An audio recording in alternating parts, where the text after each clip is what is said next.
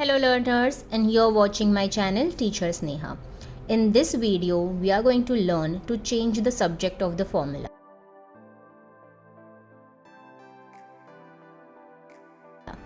What exactly needs to be done while changing the subject of the formula? I'm going to explain this to you with two example questions which I have written here on my paper. The first example question has an equation m is equal to c plus 2 upon 7, and the statement here is that make c the subject of the formula. So whatever is the subject of the formula, that variable we have to keep it on one side, and rest all of the variables we have to shift them to the other side. How do we achieve that is what I'm going to explain you in this video. First, let's start with this 7 in the denominator. We do not want this 7 here on the right hand side of the equation. So what we will do is we will shift this 7 to the other side. Simply this 7 from denominator, when it moves to the other side, since it's dividing here on this side, when it moves to the other side it becomes multiply. So I'll write it once more, this equation for you. M is equal to c plus 2 upon 7. This is the left hand side of the equation and this is the right hand side of the equation. 7 from the left hand side has to move to the right hand side.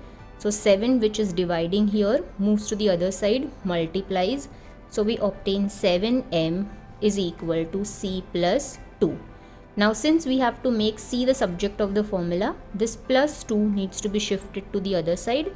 So we do 7m, since here it is plus 2, when it will move to the other side it will do minus 2. So 7m minus 2 is equal to c. Therefore ultimately the equation is rearranged as c is equal to 7m minus 2. And now c is the subject of this equation. Now let's see the other example question here, which is y is equal to mx plus c, the equation of the straight line. And the question here is make x the subject of the formula.